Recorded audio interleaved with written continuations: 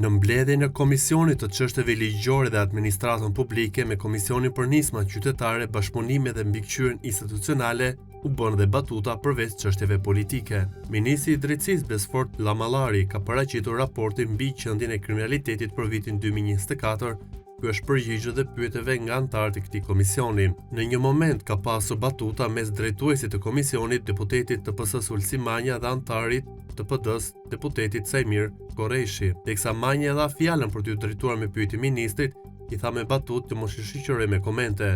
Pa shumë komente te fjala, se ti çdo komente merr me referencë nga lushnja, po s'besoj se do na hyjë në punë te kodi penal, tha Manja me batutë. Ti hyn ai zanati im te tokat, u me tokat ja marr Ulsi. Ore me që ai kryeministri s'po vjen, se na mori malli ta puthim një herë.